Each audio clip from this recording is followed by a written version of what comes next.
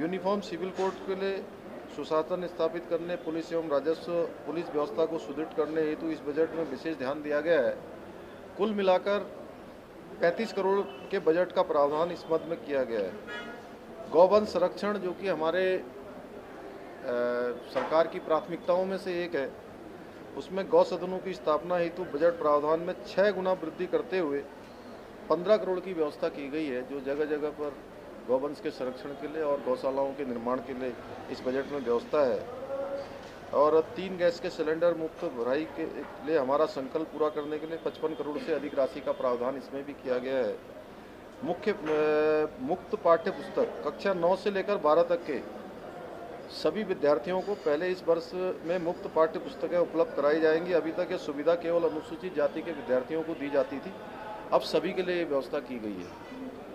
Parking व traffic jam से मुक्ति हेतु बजट से पूर्व में जो भी हमने संवाद किए थे, एक संवाद हमने नैनीताल में किया था, एक देहरादून में किया था, और वहाँ पर जन सामान्य के बीच में से और जो हमने अलग अलग ग्रुपों में बात करी थी, सभी के बीच में से बात आई थी कि पार्किंग की व्यवस्था होनी चाहिए। उस चर्चा के क्रम में हमने कूड़ा प्रबंधन, हिमालयी राज्य होने के नाते हम पर्यावरण सुरक्षा के प्रति भी संवेदनशील हैं। इस क्रम में कूड़ा कचरा प्रबंधन और निस्तारण हेतु उचित बजट में प्रावधान किया है। इकोलॉजी और इकोनॉमी दोनों साथ साथ चलें, उसका भी हमने बजट में पूरा ध्यान करते हुए काम किया है। साइबर सिक्योरिटी विशेषज्ञ, देश विदेश में साइबर सिक्योरिटी विशेषज्ञों की भारी मांग है, और इसको देखते हुए हमने मुक्त विश्वविद्यालय में इस विषय हेतु 5 करोड़ का बजटीय प्रावधान किया है। रोपवे, दुर्गम हिमालयी राज्य होने के नाते रोपवे परियोजनाएं हमारे लिए अति महत्वपूर्ण है। अभी 7 रोपवे परियोजनाएं भी प्रक्रिया की चल रही हैं। इसके अतिरिक्त 35 नई परियोजनाओं को हम पर्वतमाला परियोजना में लेकर आ रहे हैं। मैं माननीय प्रधानमंत्री जी का भी धन्यवाद करना चाहता हूं कि उन्होंने इस बार पर्वतमाला जो योजना प्रारंभ की है, जैसे पहले भारतमाला योजना प्रारंभ की थी, भारतमाला योजना में हमारे उत्तराखंड के सुदूरवर्ती क्षेत्रों को एक कोने से दूसरे कोने तक को जोड़ने का काम लगातार बदस्तूर जारी है। अब पर्वतमाला योजना भी हमारे राज्य के लिए जो विकास के हमारे सोपान है, उसमें एक नया मील का पत्थर साबित होगी। सरकारी सेवाएं नागरिकों के द्वार तक डोर स्टेप डिलीवरी सुनिश्चित करने के लिए भी हमारी सरकार ने एक नई योजना शुरू की है, करेगी। कृषि क्षेत्र का समग्र विकास, नर्सरी उत्पादन हेतु सहायता प्रदान करने और उपज को मंडी तक पहुंचाने हेतु हमारी सरकार एक समग्र कृषि विकास योजना पर कार्य कर रही है।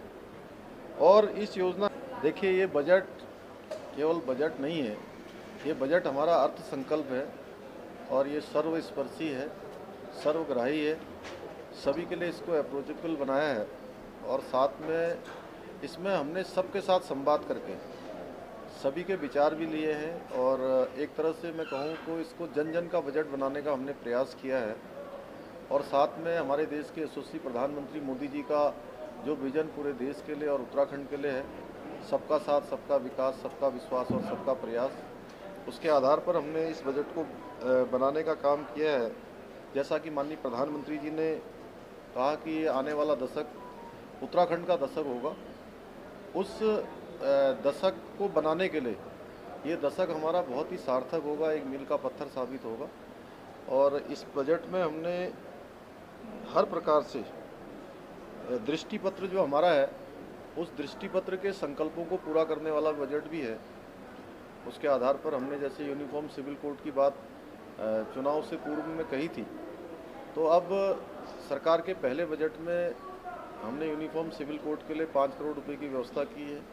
साथ में 1 करोड़ 85 लाख जो हमारे अंत्योदय के कार्ड धारक हैं, उन सभी कार्ड धारकों के लिए साल में 3 बार सिलेंडर रिफिल करने की व्यवस्था की है। इस योजना के लिए भी हमने बजट में प्रावधान किया है। साथ में जो डबल इंजन की बात है, जो लगातार डबल इंजन की बात हम करते हैं, ये डबल इंजन की सरकार का ही असर है कि जहां 2012 से लेकर 2017 के बीच हमें वार्षिक अनुदान 5,615 करोड़ प्राप्त होता था, 2017 से लेकर 2022 तक के डबल इंजन युग में औसत वार्षिक अनुदान बढ़कर 11,168 करोड़ हो गया, जो कि डबल इंजन के दौर में डबल राशि है। पलायन रोकथाम के लिए मुख्यमंत्री पलायन रोकथाम योजना 25 करोड़ तथा सीमांत क्षेत्र विकास कार्यक्रम और ग्रामीण कौशल के तहत कुल मिलाकर 95 करोड़ की व्यवस्था की गई है। यूनिफॉर्म सिविल कोड के लिए सुशासन स्थापित करने, पुलिस एवं राजस्व पुलिस व्यवस्था को सुदृढ़ करने हेतु इस बजट में विशेष ध्यान दिया गया है। कुल मिलाकर 35 करोड़ के बजट का प्रावधान इस मद में किया गया है। गौवंश संरक्षण, जो कि हमारे सरकार की प्राथमिकताओं में से एक है, उसमें गौ सदनों की स्थापना हेतु बजट प्रावधान में 6 गुना वृद्धि करते हुए 15 करोड़ की व्यवस्था की गई है, जो जगह जगह पर गौवंश के संरक्षण के लिए और गौशालाओं के निर्माण के लिए इस बजट में व्यवस्था है। और 3 गैस के सिलेंडर मुफ्त भराई के लिए हमारा संकल्प पूरा करने के लिए 55 करोड़ से अधिक राशि का प्रावधान इसमें इस योजना पर कार्य कर रही है और इस योजना हेतु लगभग 160 करोड़ का बजटीय प्रावधान किया है। औद्योगिक सूचना प्रौद्योगिकी विकास हेतु औद्योगिक नीति, MSME को सहायता, ease of doing business trust, Gati Shakti कार्यक्रम तथा ग्रोथ सेंटर आदि के क्षेत्र में 163 करोड़ का बजटीय प्रावधान किया है। लोक कल्याण के लिए वृद्धजन, निराश्रित, विधवा, दिव्यांग तथा आर्थिक रूप से कमजोर, किसान व परित्यक्त महिलाओं को पेंशन व ऐसी अनेक लोक कल्याणकारी योजनाएं हेतु लगभग 2500 करोड़ का बजटीय प्रावधान किया है। मानसखंड मंदिर माला मिशन के अंतर्गत जो कुमाऊं क्षेत्र के हमारे 38 प्रमुख मंदिर व पर्यटन स्थलों को विकसित करने का भी इस बजट में हमने जो है इसको आगे के लिए रखा हुआ है। निकायों में भी हमने बजट में भारी वृद्धि की है।